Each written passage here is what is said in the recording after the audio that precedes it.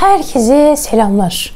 Umarım keyifleriniz yerindedir. Bugün sizlerle birlikte gerçekten fiyatına göre performansı çok iyi olan Monster markasının çıkartmış olduğu Abra A5 ve 16.6 notebook'unu inceleyeceğiz. Hemen gelin uzatmadan bilgisayara geçelim. Evet, bilgisayarımız şu anda elimizde. Hemen masamıza koyuyoruz ve incelememize başlıyoruz. Şimdi kutumuzu bir açıyoruz.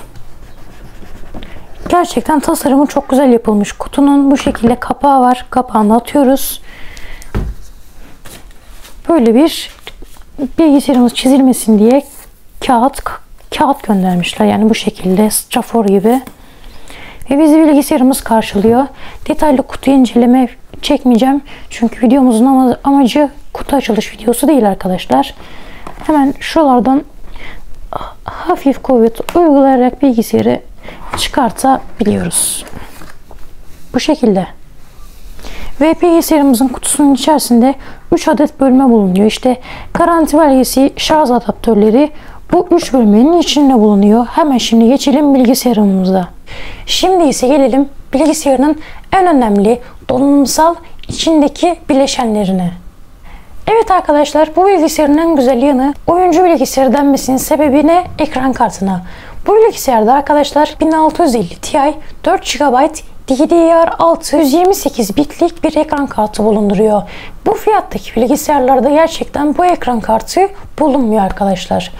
Ekran kartının sonunda Ti olması bize oyunlarda normal 1650 ile arasında en az 10-15 FPS fark atabiliyor. Evet, şimdi gelelim bilgisayarımızın işlemcisine.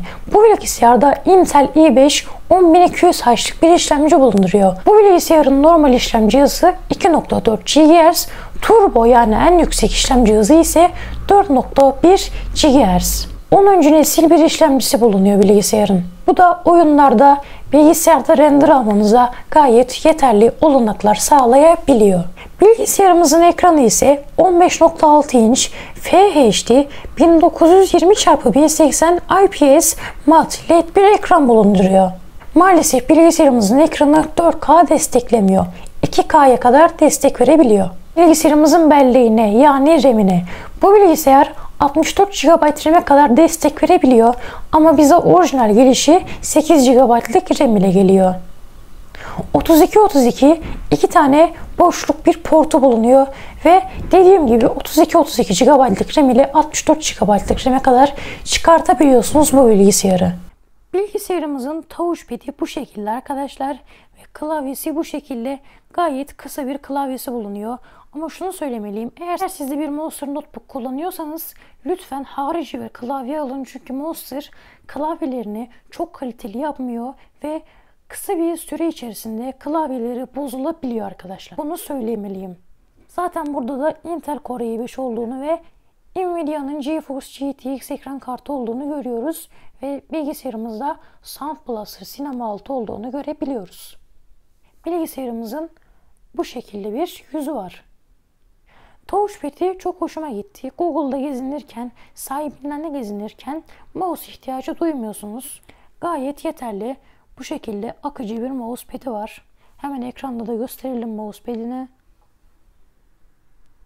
Bu şekilde akıcı. Evet, şimdi gelelim bilgisayarımızın depolama alanına. Bu bilgisayarımızın depolamasında 3 adet port bulunuyor. Bunların bir portu dolu geliyor, diğer 2 portu boş geliyor. Dolu portta ise arkadaşlar 250 GB'lık bir SSD bulunuyor. Bu SSD'miz M.2 SSD. SSD'yi arkadaşlar çok iyi alırken SSD olmasına çok dikkat edin. Çünkü bilgisayara bir şey indirirken, oyun indirirken, uygulama indirirken SSD bize zamandan tasarruf etmemize olanak sağlayabiliyor. Oyunları, uygulamaları daha hızlı bir şekilde bilgisayarımıza indirebiliyoruz. Bilgisayarımızda 2 wattlık 2 adet yani toplamda 4 watt olmak üzere 2 tane hoparlörü bulunduruyor. Ve bu hoparlör Sound Blaster Cinema 6 desteği de sunabiliyor ve bu şekilde bu Sound Blaster Cinema 6 sistemiyle oyunlarda müzik dinlerken, film izlerken üstün bir sinemadaymış gibi bir ses kalitesi bizlere sunabiliyor. Bilgisayarımızın şarj adaptörü ise 120 watt.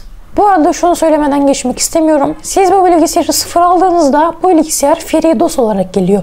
Yani içinde bir işletim sistemi barındırmıyor. Siz ayrıca Windows'a para ödeyerek bu bilgisayarın içine Windows alıp kurabiliyorsunuz. Ben Windows 11 Pro olarak bu bilgisayarın içine yükledim. Yaklaşık Windows'ların fiyatı 2000 lira ile 3000 lira arası değişebiliyor. Tabii ki şu andaki doların fiyatına göre her gün fiyatlar yükseliyor. Bilgisayarımız diğer bilgisayarlara kıyasla gerçekten üstün bir performansı var. Oyunlarda arkadaşlar. Çünkü ekran kartı gerçekten oldukça yüksek. 1650 Ti. Şu anda yeni nesil bilgisayarlarda bu 1650 Ti'nin karşılığı olarak 3050 veya 3050 Ti kullanıyorlar. Şu anda yeni nesil bilgisayarlarda maalesef 1650, GTX 1650 ekran kartları kullanılmıyor. Ama 3050 ekran kartlarında çok memnun değiller 1650'ye göre. Arkadaşlar bilgisayarı alırken bize ekranına 60 Hz diyorlar ama bu bilgisayarın ekranı 120 Hz'e kadar da çıkabiliyor. Biraz sonra size nasıl çıktığını da göstereceğim.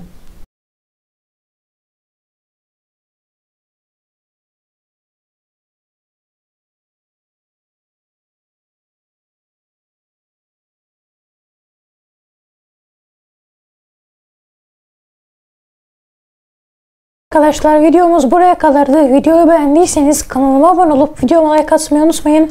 Bu arada arkadaşlar sizden bir ricam bulunacaktı.